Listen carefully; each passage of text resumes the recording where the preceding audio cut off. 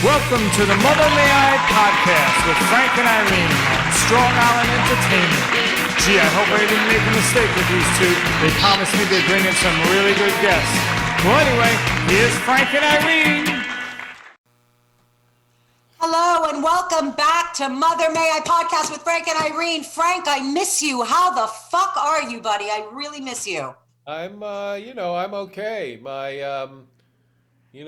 My severe depression in December 2021 is completely different from my severe depression in March 2020. So everything's fine. Everything's fine. I love it. Well, Frank, I do miss you. Have you been continuing with your walks? I mean, you're in the thick of things now with what's going on with Omicron. I know everybody, I've been canceling shows. I've been kind of quarantining myself for the past couple of weeks. I actually had a show the other night at QED, and there were 6 people in the audience, so I was glad to see my drawing power as a stand-up comedian is back to pre-pandemic levels. So that was very, when you come to a show that I'm in, it's always going to be safe and socially distant. I think people should. I can't believe you even drew 6 people. That's the allure of Frank Conniff. Stop it, Frank. I'm surprised anybody even went out because everybody is for everybody except for here on Staten Island. I actually had a hair appointment and I canceled that yesterday. I called up the salon. You're going to love this. And I said, I'm sorry, I'm really scared to come in. I just want to make sure that everybody's required to wear a mask. And the guy was like, no, they're not. And I said, well, then cancel my fucking appointment. Don't go to any place like that. Don't visit any anti-vax family members. You know, you can't put yourself in danger just to be nice to people. You know, the unvaccinated people are reprehensible, and they should be scorned and shamed constantly. I know, and you know, it's funny. I was saying this earlier. Every unvaccinated person is always threatening to move to Florida. Go to fucking Florida. Get the hell out of New York. Am I right? Go already. Because I think that New York is predominantly, we want vaccination. Okay. We want people to get vaccinated here. So if you're not with the team, you're against the team. Get out of here. And even though there are a lot of cases in New York, we're very lucky that we're in New York because a lot of people are vaccinated, and I think a lot of people are vaccinated and also cognizant. And like I said, I know a lot of comics that have been canceling spots, people that are not going out as much. Yeah, so, and the thing that those of us who are fully vaxxed and boosted, we have to worry about the virus because it can make us really sick, but it won't send us to the hospital. And, so we're lucky in that sense. In that sense, it really isn't like when the pandemic started, You're right. You're absolutely right. But we can still get sick. Okay. No one wants to be sick. And by the way, since I told you that I had COVID, I got the Delta variant.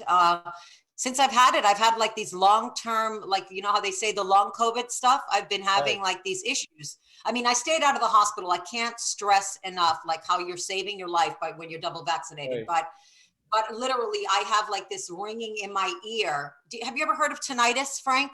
I've had it for years. Oh my God. Fuck you, Frank. Why do you always have to overshadow me? Okay. What do you mean? You've had tinnitus for years. Wait, I need to talk about this. I'm serious. What kind of tinnitus do you have? I don't know, but I always hear some kind of vague ring, not exactly ringing, sometimes ringing, but like just a kind of like white noise in my ear, like. Oh my God. No, Frank, that's exactly what I call it. It's like white noise in my ear. Frank, I've been flipping out. I'm going to I've always had baseline stupidity, let's be honest, but I'm like going for an MRI, an MRA because I can't, I'm so freaked out with this little ringing. How do you just ignore it? You kind of get used to it. That's, it's just there. Yeah, I ignore it. I'm used to it, I guess. Oh my God, Frank. Okay, you're making me feel better. You're making me My feel better. my This has been hearing is my, bad. Um, my doctor told me uh, to have my hearing checked because I couldn't hear a fucking word he was saying when he was examining me. So, um, so I set up an appointment uh, and I checked it with my insurance that I yeah. was covered, and then I went to the appointment, and then they said you're not covered. So that was that.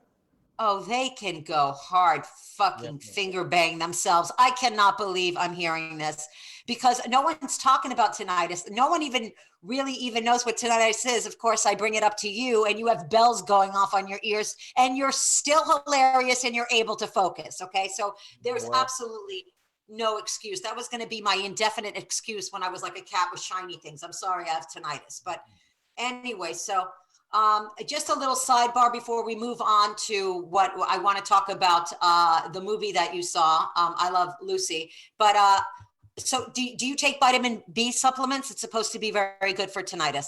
oh, really? I've never taken a vitamin in my life, Okay. so I don't So think. why start now? I don't want to be responsible if something goes wrong. Okay, moving on. Frank, so what, I mean, I had a hard time wrapping my head around Nicole Kidman, who playing Lucy. You said you saw it. What'd you think?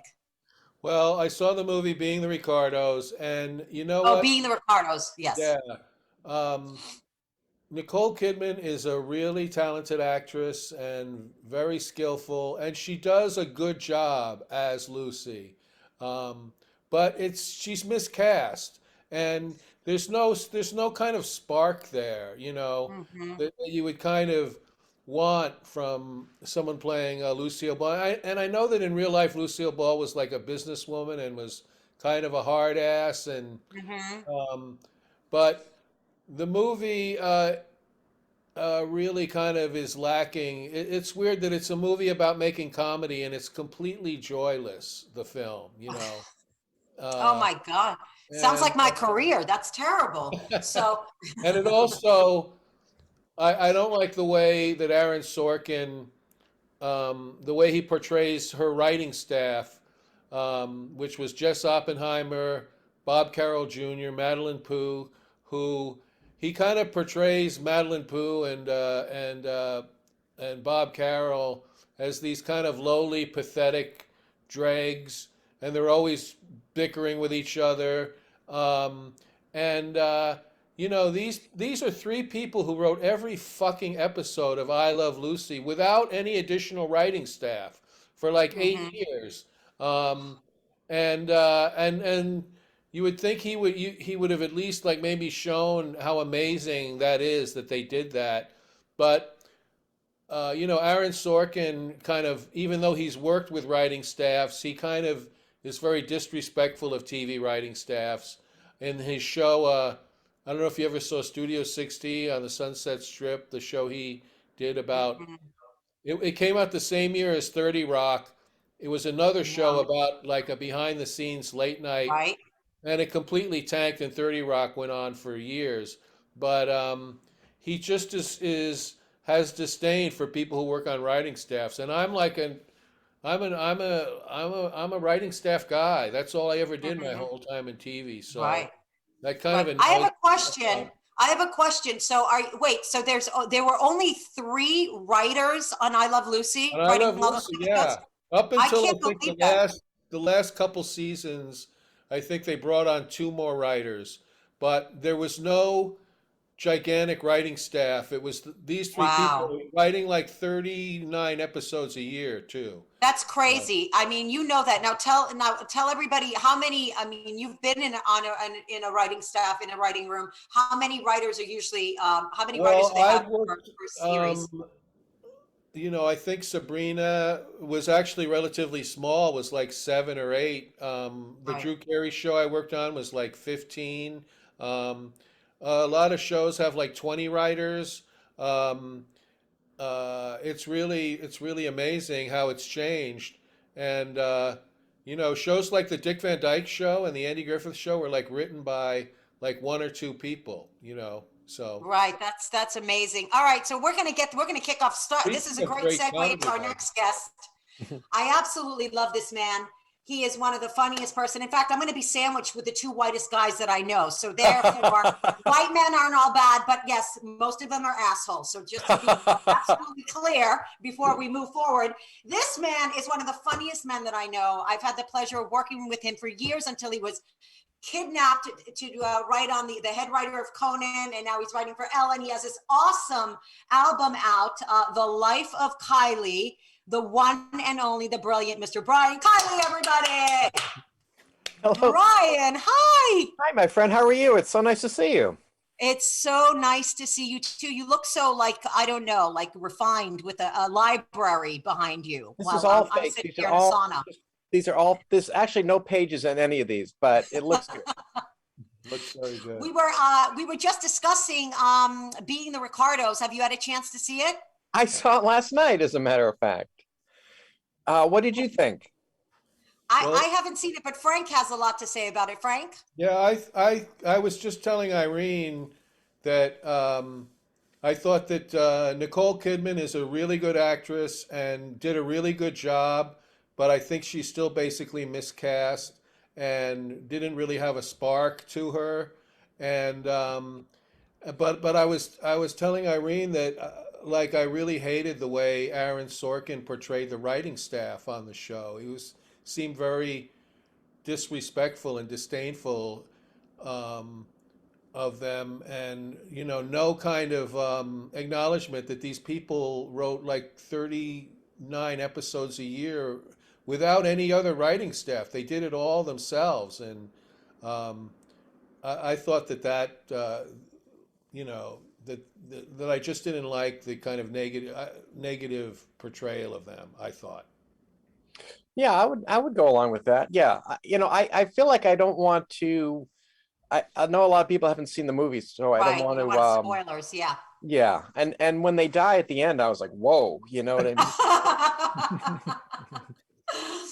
You know what? I haven't seen it because I just can't wrap my head around Nicole Kidman playing Lucy, but. I'm probably gonna have to see it now. I'm definitely gonna see it. Brian, so it's been so long since I've seen you. I mean, Yes. How is life after Conan, sweetie? How is life after Conan? Well, it's so funny because I was with Conan for 27 years. Wow. So That's longer than my husband, sweetie. That's a lot. yeah, it's a lot. So when it ended, I was back doing stand-up full time, and I hadn't been a full-time stand-up in so long. I forgot how hard it is, and just the travel, and also you have to constantly be on the phone, getting gigs and working it and all that stuff. And I was like, oh my God, I need a writing room. And I was so lucky that I was able to get one. Cause I shouldn't be out in the wild. I'm like housebroken at this point. I'm institutionalized at this point, That's hilarious that you said, you know what, fuck stand up. I'm going to go back to writing. It almost reminds me of like Meghan Markle. She's a failed actress and then she turned Duchess somehow. But yes. I tried to become a Duchess. I'm still waiting to hear, but yes, it's also harder at this, when I was in my 20s and you're just traveling and you're all that stuff and you're single, I don't know, it's just a lot easier. Yeah. Yeah, it's brutal. I always say that if we could just zap ourselves on stage in that moment and tell the jokes, it would be great. But the work, like just actually traveling there and the prelude to that is incredibly exhausting, and it doesn't get easier with age. That is absolutely for sure. But were you able to run your stuff? Were you running because you have a new album out, right? Yes. You shot that recently. When did you shoot I did. that? I did it this summer in Arizona, in Phoenix. And yeah, I mean, that was really fun. I did 2 different half hours and then they put it together, and it's just so many jokes. And the funny thing is, so the first night I do the same half hour twice, and now I have to do a different half hour. So I've already done my opening because I did it last night. So now I have to do, so I had a new joke, and they go, this guy's recording an album and all this stuff. So I come out and I completely blow my first joke where it makes no sense. As soon as you say the setup wrong, you go, uh-oh. It just makes no sense. But just right out of the gate, I think they were like, what? You know what I mean? And I was so mortified. But then I pulled it together and did the rest of it. And then I got it right the second show. But I was just so embarrassed of like, okay. Yeah, really? but that happens to a lot of comics, and that's why comics do like the two shows. They always have like two shows, back to Absolutely. back. And that's the thing. It's kind of like the first time you go on TV, if you're going to do Letterman or Tonight Show or whatever, you do your normal opening and you do your normal closing. And then the next time you go on, you're just doing your middle. So it seems very weird. Like now I'm opening with this thing like, so what do you think about salad dressings? And it's like, what? Or whatever. It kind of comes out of nowhere because it's just not organic. It's not how you normally do it, Right. Yeah. So it kind of felt awkward. Well, I can't wait to hear because I'm lucky to be with I think the two funniest guys in the business right now. I'm serious. Okay. Oh, you're yes, too the kind. two whitest, but also the two the two funniest. Sorry. I actually fucked that up for you guys, but you're both amazing, skillful joke writers. And I can't imagine it must be nonstop hilarity. Did you work on did you kind of like use some of the old stuff that you had, which was absolutely hilarious and sort of like interweave stuff about the pandemic and stuff like that? And did you talk about anything? My TV comedy writing career is similar to Brian's, except mine came in like 13-week increments, 13 weeks here, 13 weeks there. Well, when I was first at Conan, I just had these 13-week deals, and I have the same thing at Ellen now. I mean, Okay. Ellen's actually going off the air in May, so Back to stand up. that's about, yes, Back to spots. and see if this Duchess thing works out. So what is it like? I hope she's not snubbing you in the hallway, sweetie. Okay. No, she's been very nice. She's very generous. It's a very I don't know. But I will say this: after working on late night for 27 years, and then to go to daytime, I'll pitch things in the room every day, and they go, "Ha ha ha! We can't do that." And it's like, oh. Welcome to my entire career, please. It's so funny. And literally every day it's like, that's too dark, that's too obscure, that's too whatever, too political, whatever Frank it is. doesn't relate to this at all, do you, Frank? The darkness. Well, I would think that at Ellen, maybe their attitude should be, you know what, we're going off the air in May, fuck it, let's do whatever the hell we want. Well, there has been a couple moments of that where she's kind of surprised me where it's like, oh, I wasn't expecting her to say that. But you forget that it's like, when you're doing late night, you're not worried about kids watching or anything like that. And this is just, it's just a different game at daytime, Right. Now, remember, Brian, I remember talking to you and you're like, Irene, I guess you were consoling me somehow because I'm like, my career sucks. What career? Anyway, so, and you were always really kind and you're like, Irene, please, I have to be married to certain things, like whether it's like I'm using the Kardashians as an example, maybe it wasn't that, but it's like certain insipid things that you have to tune in to write. I can't. So what is it like? I mean, you think about you're the head writer for Conan. It's brilliant. It's amazing. But you also do have to constantly be married to what's going on in what Kim Kardashian's having for lunch or whatever, these insipid moments that you have to be married to. Do you find that what is it about, like, how is the writing compared to the writing outside of it just being a little bit darker in a late night show? Like, what is the writing like for Ellen? Like, well, it's funny because she's not doing anything topical or anything political or anything like that. Exactly. So it's also finding the areas that she wants to talk about or whatever, so it's a little bit more like it's more like writing stand-up than it is for writing for a late night host, because it's not off the news, for Conan for so long, you're reading all the news sites and you're writing jokes off the news. This isn't that at all. So it's kind of like, I wrote a monologue about salad bars, that they did that or whatever, and you kind of like, oh, I was, Ellen. Yeah. Yes. So when I can find the right topic for her, where it's juicy and it's something that she can, and she's such a good stand-up, Yeah. And she'll ad lib and stuff, and she's very skilled. So that's I'm grateful for that. She has her own specific style as a stand-up that's definitely different from Conan's. And my memory of her too is she had kind of a stream of consciousness almost style where she'd tell a story and she'd throw in a Yes. lot of jokes along the way. She'd go on digressions and stuff and then come back. So Yes, and I keep getting them. They're like, it's got to be more conversational. Where Conan, it was like, it was very stark. You're like writing like telegrams. You know what I mean? Yeah. Like it was just, there's no meat on it. It was just, there's no fat on it. It was just, here's the setup, here's the joke. You know, and with her, she does this kind of rambling style stream of consciousness that's very funny, but yes, different from Conan, and they always have to tweak whatever I write for her. Yeah. Well, how was it seeing, like, so what's going on? Like, it must have been very sad for you, or were you kind of like, in a sense, was it like a mixed bag? Like you were like sad at the same time you felt like now you could do things that you always wanted to pursue, like other things, like, I don't know, it could be like even just spending more time with your family or taking trips or whatever. Yeah, I mean, you know, it's my kids are grown now, so it's kind of it's not that same thing, but Your childhood, you're moving on. yeah. I mean, it's just, I'm certainly grateful that I was, so I was the head monologue writer. I wasn't the head writer there, but being with him for so long, I was grateful for that time, and I got to work with so many funny people. That's, and I do like the people I'm working with now. So that makes such a big difference. It's nothing. I hear these stories of sitcom writers where they hate the showrunner or it's not working or whatever, and it just sounds dreadful. So Yeah, I've been very lucky, You couldn't have stayed at a show for 27 years if the host had been abusive, Well, actually, I could, but I do see your point. the way like some showrunners.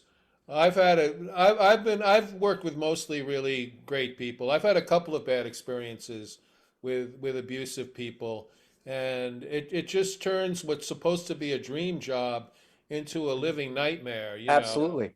And Now, did you work on some sitcoms, Frank? Yeah, I worked on Sabrina the Teenage Witch and the Drew Carey Show. A couple. Great. I've worked on every kind of.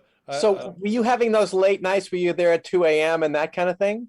Like a couple of times on the Drew Carey Show, but Sabrina was very intense. But we usually went home by 7 or something like that. Nice. But I've heard of people who've had those experiences, and I think a lot of that. I think when you're there till 4 in the morning, it's not necessarily because someone is such a perfectionist that that's the only way you can get it right. I think that's usually the case of dysfunction or Sure. or indecisiveness. I always found that like a really great quality in someone running a show is decisiveness of knowing what you think is funny and then being willing to go along with it and trust it. Whereas I've worked with some people, they just don't trust. Like someone will pitch something really funny, it goes into the script, and then they have second thoughts, and then you're there late, and But what I remember from when I worked on Sabrina is that I was friends with some of the Everybody Loves Raymond writers, and I remember them telling me that they went home at 6 every night. Because Phil Rosenthal, the head of the show, he wanted them to go have life experiences so they could have something to write about, So great. Right. So great. I also feel like, the more sleep deprived I am, I don't get funnier that way. I don't know. It doesn't help. No. So how late would you work at Conan, and how early do you have to get up for Ellen now? Like it's like a 360 for you. Well, it's funny at Conan when I was first there, they didn't do shows. I think it was they didn't. I think Mondays we had a rerun or something, and they would have me work with the sketch guys on Mondays. So sometimes we'd be there till 11 or midnight or whatever. When it was just a monologue, we would be done at 6 every day because that was the jokes of the day, and he did them, and But I do remember that feeling of one time we were there and it was like midnight and we needed one more joke, and I came up with the joke at midnight, whatever. It was like I homered to win the game in the bottom of the ninth, like, you know. But yeah, the sketch guys were there often very late in the early days, and it's just it's rough, you know. Yeah, doing a show every day is a big workload, you know. It is, and you know, as the Conan show got going, we kind of figured it out, and the hours became more reasonable and whatever. But Were you I there do from hear the about very- those. Were you there from the very beginning of the show? I started 6 months in. Oh, wow. Yeah. Yeah. I've So I only missed some of the early stuff, but you know, when I was first there, you'd be reading the New York Post, the Daily News, and there are all these rumors about Conan going off the air and who's going to replace Conan and so on. No. It was a crazy time. And now, how early do you have to wake up to do Ellen? Like, No, it's actually not bad. You know, we're kind of there. It's really like 9 to 5. okay. And because a lot of times we're not writing that day for that day's show. Right. They do a schedule that's kind of like, okay, this one's going to air in January. This one's going to air December 16th, whatever. I don't know how they do it exactly, but they don't want anything that's too topical. That's not going to Right. That it becomes make sense dated. in 2 weeks or whatever. One thing I've thought about when I've watched Ellen is that it seems like a big workload.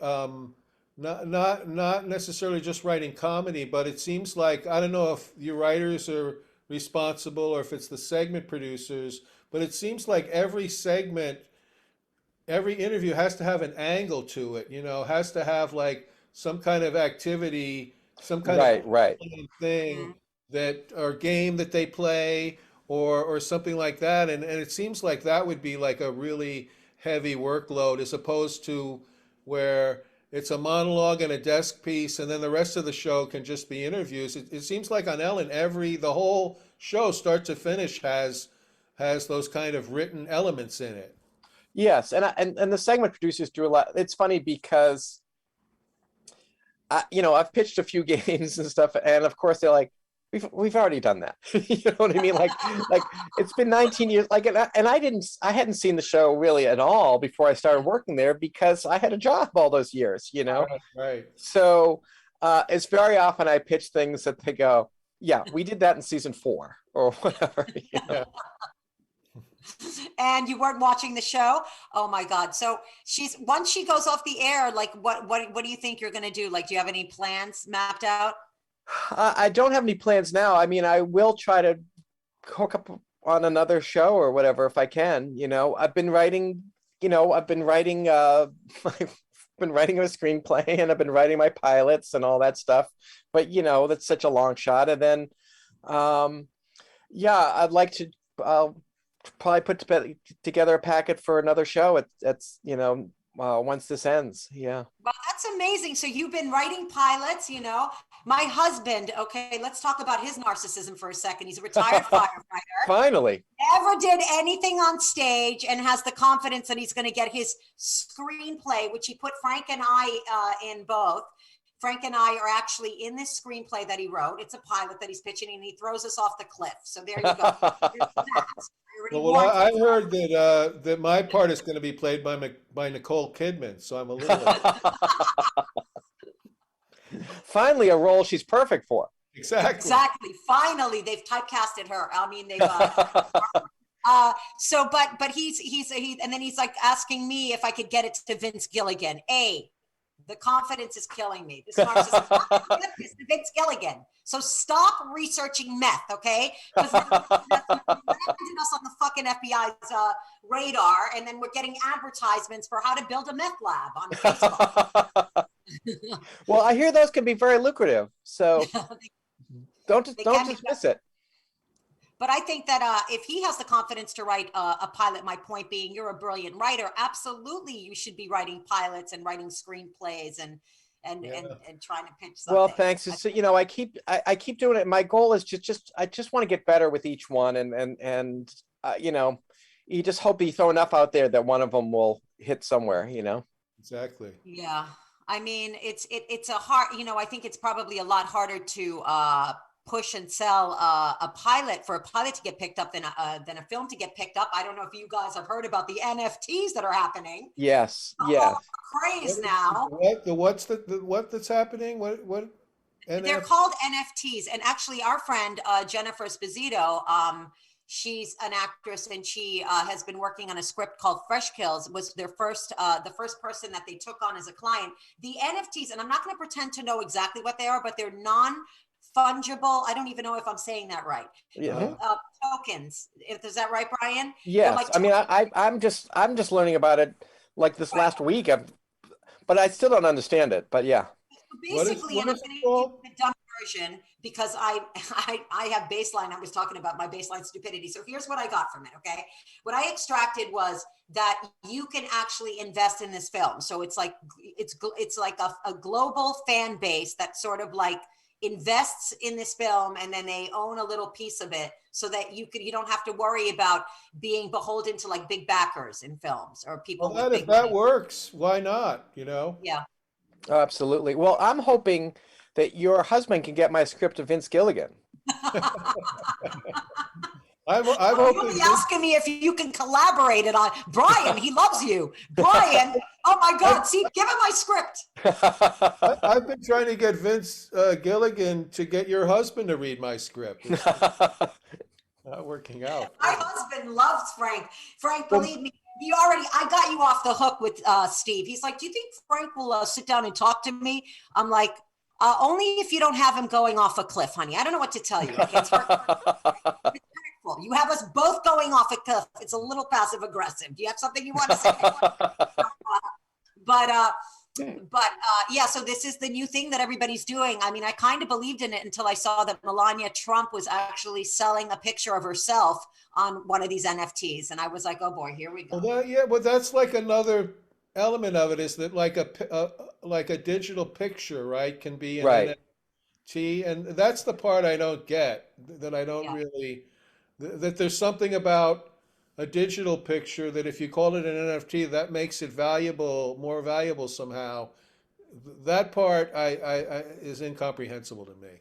Right. Yeah. Actually, I'm confused by that too. And I should be wearing Yeah. a producer hat right now, just trying to look it up, but I'm too lazy. And I fall asleep. I'm very careful with how I spend my Bitcoin, so I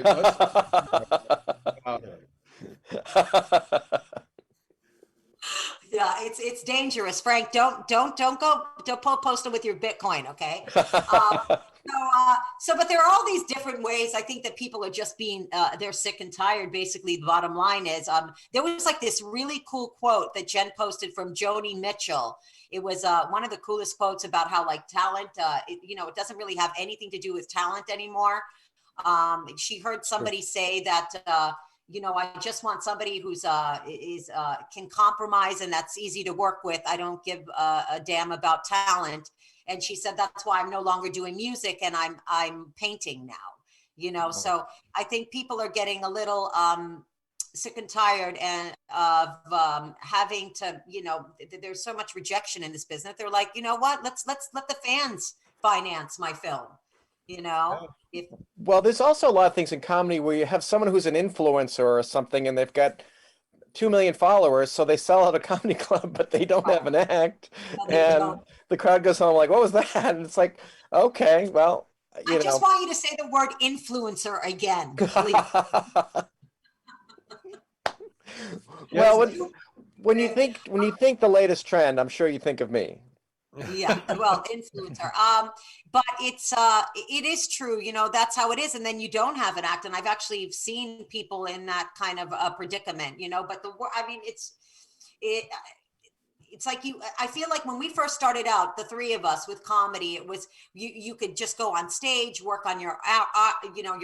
That was the thing to do. You went in home. And I feel like you almost have to multitask now and have multiple things that you're if you want something to stick. So that's like, just bring in, and I'm terrible at multitasking, I have, blazing ADD, so I'm not good at like. The industry is so different from when we started, it's just such a completely different thing. And Brian, I think with you and your screenplays and pilots, I think that might work to your advantage because there's so much, it's such a different market now, and there's so much that's opened up with streaming services and all that stuff that you know, that could help you maybe, you know. Well, I'm hoping, things keep changing and the rules keep changing and so on, but I really do like working on my act and that kind of thing. And I think that we see so many people that they're very good at working the social media, Right. and that's how they get ahead. But you're like, oh, that guy's act isn't really much of anything, Yeah.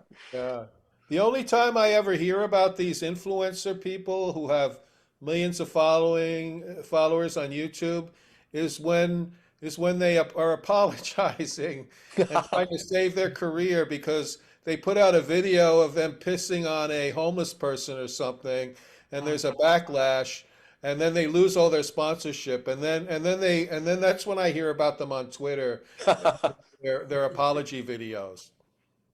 Well, I'm trying to get into the apology business. I feel like it's big right now. Oh, you'll definitely build your social media following, sweetie. Do something deplorable. Do yourself a favor, okay? I'm really crafting my apology right now. I'm on like the third draft. I've been getting notes, and fingers crossed. So. Fingers crossed, sweetie. Fingers crossed. But so I mean, that's all we can do as comics is continue to work, and it's been crazy. Like I never thought we'd see a time as comedians where the world would shut down. I mean, every comic. How crazy was that?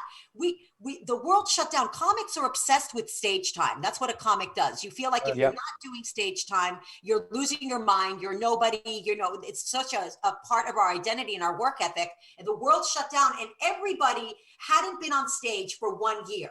Yeah. Now, did you guys do Zoom shows? I did one or two stand-up Zooms. There were a lot of them happening, but I only I bombed. My computer didn't laugh back at me. I bombed. Irene, did you do any? I did. It like Frank, it felt like an audition. Don't call us, we'll call you, sweetie. Well, I did a lot of them, and I would, I'd go in the other room and I'd do them, and I'd come back, and my wife would go, "How did the show go?" And I would go, "No idea." I don't know if I was bombing. I don't know if no idea at all. And the other thing is, I don't know about you guys, but when I'm doing a regular show, I can't help but notice that one person who's giving me the dirty looks, who's not laughing or whatever, and focus on him for myself. But with Zoom, I had to do the opposite because people have their things shut off. So I would actually find the one person laughing and just go, okay, I'm just going to play to this person because this is the only way I can tell I'm getting anything back, Yeah. But yeah, especially, if you had to do 20 minutes on Zoom, felt like an hour. Yeah. Right. And I had one show where they go, okay, we want you to do 45 minutes. It's like 45 minutes on Zoom to no one. Oh my God, that felt like 3 days. I did 45 minutes too, Brian. I did 45 minutes on Zoom, and it was torture. It's interesting that you say that when you're doing a live performance, as comics, we always focus on that person that's not laughing. Messed up, right? And the thing is that Madonna, I remember listening to and you're gonna, why did I segue into Madonna? Because there was this interview about Madonna. She was at Madison Square Garden or somewhere big giving a performance, and she was only focused on the one guy in like the third row that wasn't laughing. That's so interesting. That's so interesting. Think about us. Think about it. Yes, it's funny you wouldn't think of someone at her level having that, But she's a performer like the rest of us. She's vulnerable. But she also has, she's got millions of people screaming and going crazy. That true. One person who's whatever, not, is probably stands out, Yeah. Whereas at my show, it doesn't stand out so much. I remember doing a show in Boston years ago where I showed up late and they put me right on, and the crowd was great. And there were these three women in front who would not laugh. And every once in a while, they'd whisper something to one another. And I almost addressed it, but the rest of the crowd, it was going so well that I didn't want to ruin it, Right. So I just did my set, and I come off, and the club owner came over, and she's like, "Great set. I hope those 3 women from Germany in the front row didn't throw you off. It's like, you got to give me a heads up here. Like, I'm like, did I offend them or something wrong? Like, Offend a German, sweetie? I don't think so. It's impossible. Let's be real. Also, when you do a Zoom show, it's hard to use the old trick of undressing the audience in your head. That's Jeffrey Toobin did that, and it didn't. Plus, they're already undressed. You don't need to. Absolutely. It's so funny. I was doing a show with Wayne Fetterman. We were doing the synagogue show, and he's on. Good times. And all of a sudden, because with Zoom, whoever's talking, the mic goes to them. So you hear this old woman going, "I'm watching the comedy show. I'm watching the comedy." In the middle of his bit, and we were dying. It's like, oh my God. It was quite the thing, but it was an experience. We all said, oh, we would never do that. The danger of the Zoom shows, I feel like if somebody kept doing a lot of these Zoom shows, is being so comfortable that you go on stage and you're comfortable to not hearing laughs. That was also absolutely. And also, you writing all this stuff and you're thinking, oh, I've got all this new material, and then when you finally get in front of a crowd, you're like, oh shit, that didn't work. Yes, that was a big thing too. Some of my new material, because I had all new material and you have to work it through. But the good news is it gave us all a chance to write new material. Yes, you're not it did. Out of a pandemic, with your old material when there's so much. Yeah, absolutely. The problem when all the clubs, the comedy clubs all closed down, is I found it really difficult to resent and be jealous of other comedians from my home. It's more effective in person. Well, I'd be jealous if another comic had like a better curtain than me. I'd be like, why that guy get a nice curtain? That guy's nothing. That guy's nothing. Oh my God. What? Yeah, I'm jealous all the time when I'm on Zoom and I see everybody's beautiful backsplash and I'm in a sauna, as John Fugelsang put it. I'm in a sauna. So are you performing? So now you're doing Ellen, so you're no longer performing. No, I still perform all the time. You are performing all the time. Okay. Oh, so yeah. You're going out there and how is it performing now? Like what's going on with COVID, with LA, it's not, I don't think it's as crowd, I see a lot of like, medium-sized crowds and things like that. Some places that, you have to be vaxxed or whatever. It's funny with the Ellen show, the audience has to wear masks the whole show. Oh, that's nice. Yeah. So, I still do stand up a lot, but I'm lucky that having a job, I really don't have to travel. So I can kind of be choosy about my gigs and a lot of times I'm just going to work on my act and that's the fun part, is going and trying new stuff and that kind of thing. It's not like, oh, I've got to close and do 45 minutes and I'm in, some dump in the middle of nowhere or whatever, Oh, well, you've been in the biggest dump of all. Remember you did my Staten Island show? Remember that? I had Brian Frank headlining one of the shows that I did. I don't even remember where it was on Staten Island, but they loved you, sweetie. Everybody loved you. That was that restaurant we would go and we'd have dinner beforehand. Oh yeah, right. Yeah. Actually, yes, that was Steve's restaurant. I've got like something wrong with me. No, that was so fun. I love that show. That restaurant lost tons of money, but they had good food and the comedy show was fun. Plus, you would pick us up in. It's funny. You would pick us up in like in the village somewhere, right? And you drive us in the village. Pardon? I would never do that now. I want to be clear. I hate driving. But you would know you had this like an SUV or something, and you picked us up, and there was like 4 of us. But what I remember, I was meeting. So I'm waiting wherever outside some bar or something where we're meeting. And I thought they were the other comics, and I'm talking to them, and I'm suddenly talking to this improv group where it was like, oh wait, we're doing 2 totally different shows. Like they had their own show, and I accidentally joined this improv group for a few minutes before you came to pick us up. But I can't believe I was that generous. I'm going to be really honest. Driving all the time on Staten Island with the traffic, I'm like, oh my God. Do you remember you got a ticket? Do you remember this? Oh my God, Frank! And I was so impressed because it was one of these things where you're going through and we're stuck in the middle of the intersection, and the cop comes and gives you a ticket for blocking the whatever. And it's the kind of thing that for me, it ruins my month. Like I'm in a bad mood for the rest of the month because I got a ticket or whatever. And you were kind of like, well, it was my fault. What are you going to do? And it didn't affect you in the least. And I actually literally think of that to this day when something happens where I'd be like, Irene didn't let it bother her at all. I shouldn't let it get to me. I got to get back to that person, sweetie. If we've learned anything in this entire show, is that I need to get back to me, the old me, and not be. Well, I was genuinely very impressed, and it was literally a life lesson for me of like, you know what? I shouldn't take these things personally and have them ruin my month. Right? Yeah, because it could be frustrating. And now we've come out of a. Go ahead, Frank. It's inspiring when Irene isn't being a cunt. I love it. I was wondering a few minutes ago, like, am I allowed to swear on this? And it turns out I am. Yeah, it turns out you definitely are. Yeah. Let me ask you: do you watch that show from that Staten Island show with the vampires? Which one? So what we do in the shadows? Oh my God, it's so funny! I love that show. It's so funny. It is so good, so funny. It's so good. The movie that it comes from is really good too. But I would think the Staten Island people would have an extra appreciation for that show, hopefully.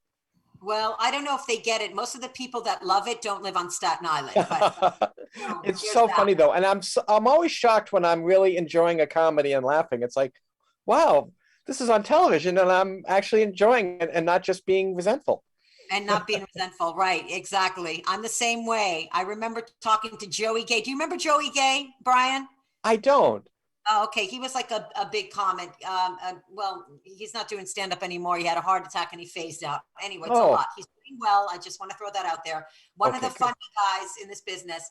And he always said he could never, ever turn the TV on because he would see other comics doing well. And he was seethingly jealous. He was very open about that. Yeah, that's a problem. I think that's the reason I don't watch a lot of comedy shows. Just basic jealousy and bitterness.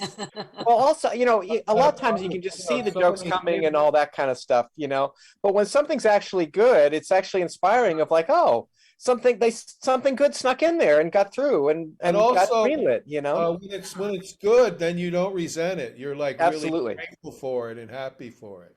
Right, Absolutely. right, exactly. And that is true. If it's something that's mediocre, like somebody just has a large following on Instagram, and they get up and they have 5 minutes and, which has happened. I've heard comics that are like big comics are like, I got paid this and I did like X amount of time. This person only had 5 minutes, got triple what I was making, Yeah. Yeah, because they have a large following. But I wonder now if, like, yes, in a lot of cases, it is true that if you have a large social media following, you can put asses in the seats. But in many, many other cases, it doesn't really make a difference sometimes. Like you have to have like a legitimate, large, huge following. Huge, because I've seen many, like pretty big comics that are still having a hard time filling a place when they're performing. It's still you hard. see that in LA all the time. That's one of the first things that shocked me when I moved here was you'd be on these shows with these great lineups and there's no one in the crowd. And Frank, you and I used to do Kozlowski's Room all the time. Right. And they were amazing lineups and tiny audiences. And that happens so much in LA. I'm always astounded. Like I would pay to watch this show, Yeah, it's LA it's really weird with stuff like that. Like when I was touring with Cinematic Titanic, which was the live Mystery Science Theater show we did, LA was the only town where we had to cancel because we weren't selling tickets. Every other town we did great. LA, we actually couldn't even do the show. Oh, wow. I have a friend who's got a very successful podcast, and every once in a while they tour, and he said we sell it everywhere but LA. Yeah. Wow, that's interesting. That's interesting, right? It's crazy, but at least they sell out in other places. I'm not feeling bad for absolutely. right now think because at least people in the business in LA, like they'll only come to a show if they're on the list and if it's free, right?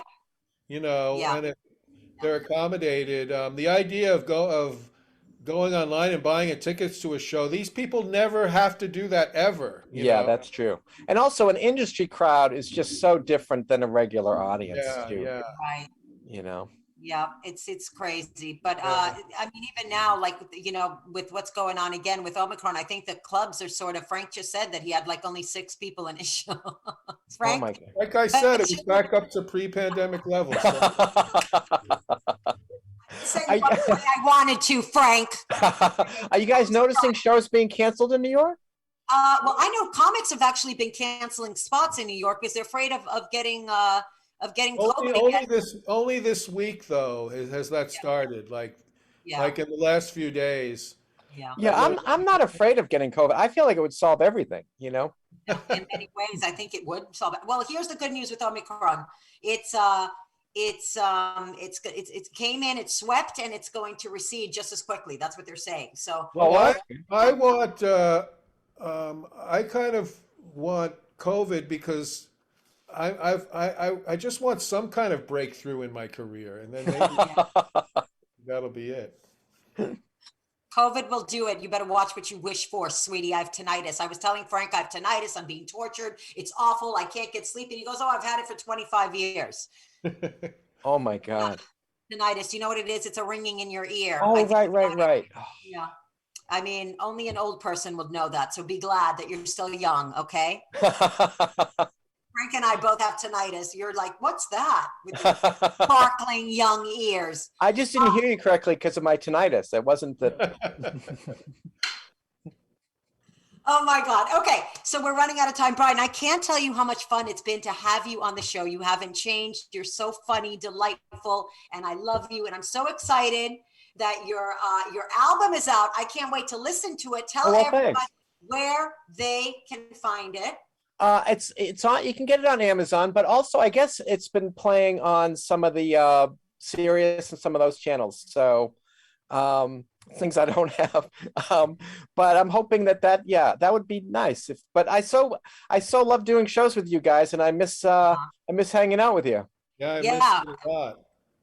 We love having you on. So anytime you're free, you let us know. You're coming back, baby. Well, you guys were the type, like, I had so much fun with you on and off stage. There's, there are some comics that you like seeing on stage but not off, or vice versa. But it was so much fun always before and after the gig and during the gig with you guys. Those were fun times, right? They really were. Those were the times that we didn't dread stand up. And I think the stress of social media makes stand up not fun anymore because there is so much comparing and despairing. I'm going into a therapy session. I'm going to stop there. But when we were just doing it, it was like we were all friends. We all just supported. We literally genuinely supported one another. It was crazy. We did, and just cracking each other up and hanging out.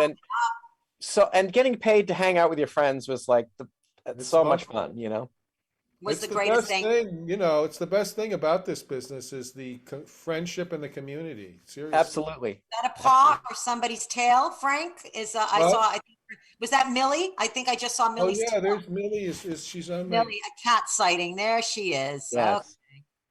Okay. Frank, he's a cat mom. But dad, sorry, baby. Cat dad. Nothing motherly about you, sweetie. All right, so it's been so lovely having you on. You're back. You're welcome anytime at all. Let everybody know where they can follow you on your socials. Oh, okay. So I'm on Twitter. It's Kiley Noodles. Conan used to make fun of my skinny legs and call me Noodles. So that's where that came from.